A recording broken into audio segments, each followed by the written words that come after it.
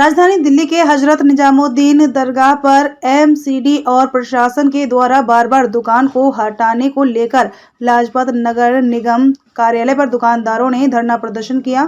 हम आपको बता दें कि इस जगह पर सैकड़ों दुकान लगती हैं जिनसे सभी अपनी जीविका चलाते हैं। ये दुकान कई सालों से इस जगह पर लगती हैं और एमसीडी द्वारा कई कागजात भी हैं। सरकार और बैंक ने भी इन दुकानदारों को लोन दे चुके हैं, लेकिन फिर भी प्रशासन और एमसीडी के लोग इनको परेशान करते हैं। दिल्ली से राज कुंद्रा की ये रिपोर्ट। सेंट्रल गवर्नमेंट के केंद्रीय सरकार के सचिव कौन से दुर्गा सरकार आवासन एवं शहरी कार्य मंत्रालय निर्माण भवन में ऑफिस है और सेक्रेटरी साहब का नाम है दुर्गा शंकर मिश्र। 18/5/21 को इनको लिख के दिया हुआ है, इन्हीं को नहीं पूरे इंडिया में हर एक स्टेट के चीफ सेक्रेटरीज को लिख के दिया हुआ है कि इनको काम करने दिया जाए ताकि ये जो पीएम प्रधानमंत्री स्वनिधि योजना के तहत लोन लिया हुआ है वो लोन पूरा कर सकें।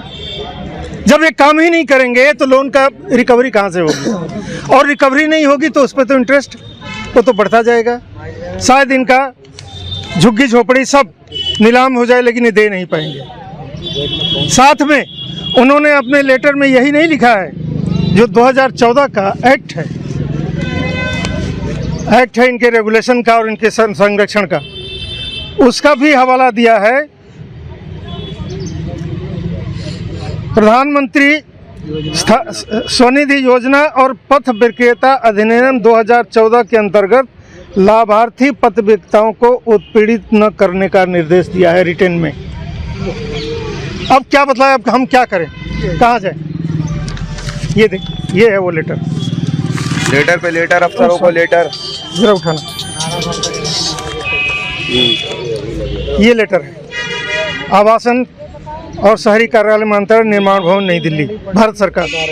इन्होंने सारे चीफ सेक्रेटरीज को लिखा हुआ है। इनको दिखाओ लेटर सर, इस तरीके से। इसमें इनको हिदायत दी है, ये देखिए वही, ये धारा 3(3) उसी का 2014 के एक्ट का। States that no street vendor shall be evicted relocated unless the survey is completed and COB issued to all the identified street vendor। यही लोग कानून तोड़ते हैं।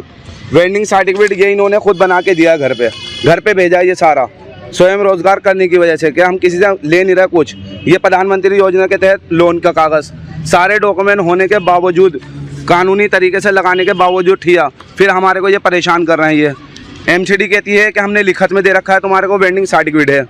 एसएचओ कहते हैं कि भाई लिखत में लेकर आओ, तो जब लिखत में दे दिया ये वेंडिंग सर्टिफिकेट तो एसएचओ साहब क्यों नहीं मानते? डीसीपी मैम से भी बात करी, जैसे कि सर ने तफसील से बताया। मैं तो जो है इतनी तफसील से नहीं बात कर सकता जितनी इन्होंने करी।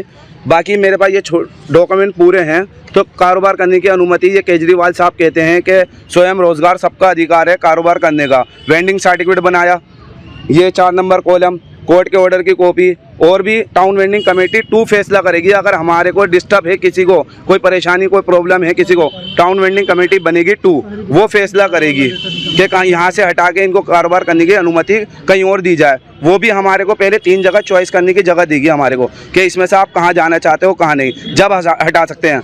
जबकि किसी को कोई परेशानी नहीं है, सालों से लग रही है। हमारी उम्रें बीत गई, हमारे बड़ों की उम्रें बीत गई, वहाँ पे लगाते कारोबार कर रहे हैं तरीके से। ये पल भर में हटा देते हैं, पल भर में एकदम बता देते हैं कि कुछ नहीं है, तुम्हारे डॉक्यूमेंट सब बेकार हैं। तो ये क्यों परेशान करते हैं? या तो इन कागज़ों को फाड़ दें, इन कागज़ों पे लिख दें ये बेकार हैं, क्यों दिए हमें ये कागज़? बस यही बात करना चाहते हैं। इसी विषय में धरना है ये हमारा। वहाँ पे कितनी सालों से आप रेडी पटरी लगा? किसी को 52 साल हो गए, किसी को 25 साल हो गए। हमारे बड़ों को देखो ना, ये देखो इनकी उम्र देखो कितने, हमारे बड़े जो हैं वो भी लगाते आ रहे हैं उसी जगह पे, हम भी लगाते आ रहे हैं। किसी को 52 साल हो गए, सबके पास रसीदें हैं, डॉक्यूमेंट हैं, बहुत सारों के मीटर भी लगा दिए, चालान है। सरकार ने जो है पहले से पहले गुलाबी पर्चियाँ कटी थी तयबदारी की, वो भी हैं सन 2007 की। सन 2007 का एक्ट पास हुआ था। फिर उसके बाद मीटर भी अप्लाई कर दिए, मीटर भी लग गए वहाँ पे, सब तरीके से काम हो रहा है। उम्रें बीत गई, कहने का मतलब ये पल भर में। अब क्या मांगे हैं आप? मांगे यही है हमारी कि हमारे को वेंडिंग जोन बनाया जाए। अगर वहाँ से कोई डिस्टर्ब है, आपको कोई परेशानी है, तो हमारे को दूसरी जगह कारोबार करने की अनुमति दी जाए। इतने पढ़े लिखे हैं नहीं कि हम नौकरियाँ करेंगे, और नौकरियाँ भी सरकार देती नहीं है बिल्कुल।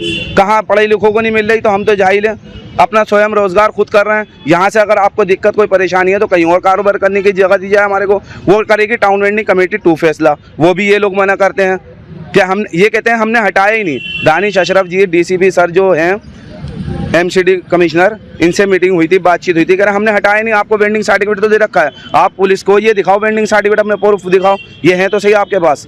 तो अब जब हम दिखाते हैं वो कहते हैं मानते नहीं कि लिखत में दो, वो कह रहे हैं लिखत में दे रखा है। ये तो हमें गुमराह कर रहे हैं, परेशान कर रहे हैं हमारे को। हमारे से ज़्यादा बात होती नहीं, कभी इधर हम कारोबार करें या इधर भाग दौड़ करें। सब कुछ किया। इसके बाद फिर हमने 14 नवंबर को धरना दिया यहाँ पर। उस समय ये था कि भाई आचार संहिता लगी है, चुनाव चल रहा है, तो फिर भी हमने ज्ञापन दिया, धरना नहीं देने देना। हमने कहा मैं तो दूंगा चाहे अरेस्ट कर लो। इसके बाद फिर हमने कॉपी लिख करके दी। अब इनका ये कहना है कि चलो भाई लगा लो जाके। अब जो डीसीपी पुलिस है वही कह रही इन्होंने हमको लिख के दिया हुआ है, ये जब तक ये हमको लिख के नहीं देंगे तब तक हम नहीं लगने देंगे।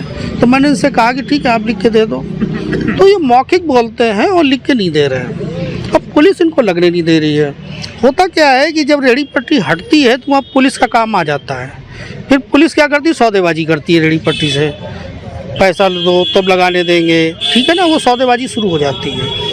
अब ये सौदेबाजी में कौन कौन शामिल है, एमसीडी शामिल है या पुलिस शामिल है, दोनों मिलकर के कर रहे हैं इस चीज़ को, तो इनका भयंकर शोषण है। तो इसीलिए मैंने दोबारा फिर धरना आज दिया। पुलिस वाले जो शोषण करते हैं तो फिर आप क्यों नहीं उनको आवाज़ उठाते हैं? उठाते क्यों नहीं है? मैंने लिख के दिया है कि दिल्ली के अंदर मैंने, बल्कि शहरी विकास मंत्रालय जो सेंट्रल गवर्नमेंट का है उसको लिख के दिया है। मैंने कहा कि एमसीडी और पुलिस, बल्कि पुलिस इतना शोषण करती है, हफ्ता वसूली लेती है इन लोगों से। अगर आपको भ्रष्टाचार देखना है तो रेहड़ी पट्टी में देखो आकर के। ऐसे चिल्लाने से कुछ नहीं होता कि हम भ्रष्टाचार हटाएंगे, मोदी जी कहते हैं हम भ्रष्टाचार हटाएंगे। देखो आकर के भ्रष्टाचार, करोड़ों रुपए मंथली जो है रेहड़ी पट्टी वालों से जाता है। ये कौन कर रहा है? अगर बेचारा नहीं लगाएगा तो उसको, अगर पैसे नहीं देगा तो नहीं लगाने देंगे। तो इसकी मैंने कहा इस पर कमीशन बैठा लिए, कमीशन बैठाल करके भ्रष्टाचार की जांच करिए। लेकिन जानते हो चोर चोर मौसेरे भाई, अब चोर की जांच अगर चोर करेगा तो कैसे इनको न्याय मिलेगा? अब चोर भी बैठा हुआ है, अब चोर को दे दो जांच करे, नहीं हो सकता। बस चिल्लाएंगे भ्रष्टाचार हम ख़त्म करेंगे। उनके मानसिकता में खुद ही भ्रष्टाचार घुसा हुआ है। वर्किंग क्लास परेशान है। आज हमें ये लगता है कि अगर अडानी अंबानी के लिए कानून बना होता, स्ट्रीट वेंडर एक्ट पास हुआ होता उनके फेवर के लिए, तो शायद ये चपरासीगिरी करते जाके हमारे एमसीडी के लोग पुलिस वालों उसकी निगरानी करते।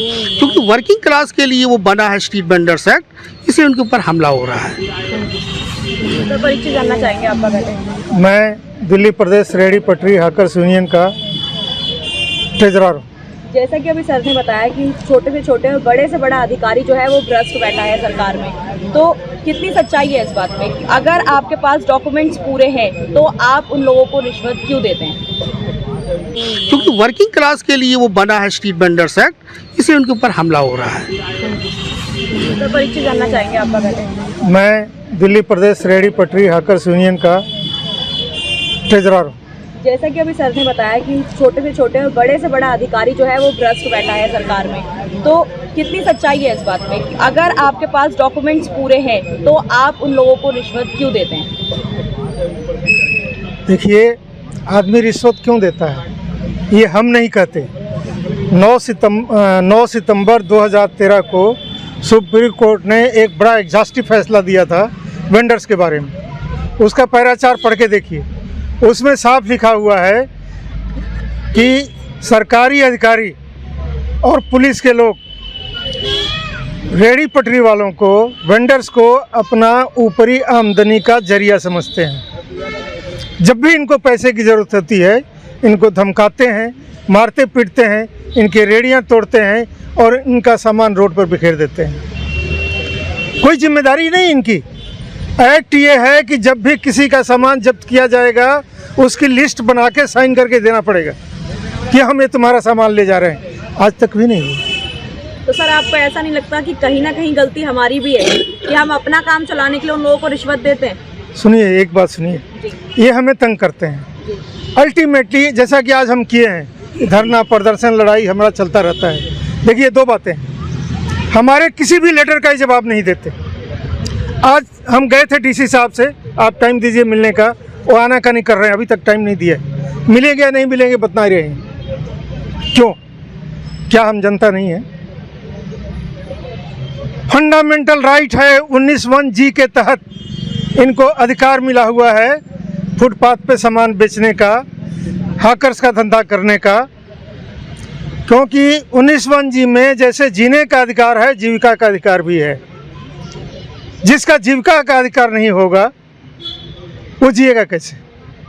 2009 एक पॉलिसी बनी थी, नेशनल पॉलिसी ऑन वेंडर्स, उसमें बड़ा साफ लिखा है कि ये वो तबका है जो सरकार से काम नहीं मांग रहा है, अपने आप गुजारा कर रहा है छोटे मोटे सामान बेच के। लेकिन उसके बाद भी छोटे से छोटे और बड़े से बड़े अधिकारी को दे रहा है। अधिकारी को दे थोड़ा ही रहा है, मरता क्या नहीं करता। आज मेरे बच्चे भूखे हैं, बीमार हैं, पढ़ाई नहीं कर रहे हैं, उनको जिंदा रखने के लिए मुझे कुछ तो करना पड़ेगा। और क्या ये एक बात आप जवाब दीजिए, क्या घूस या पैसा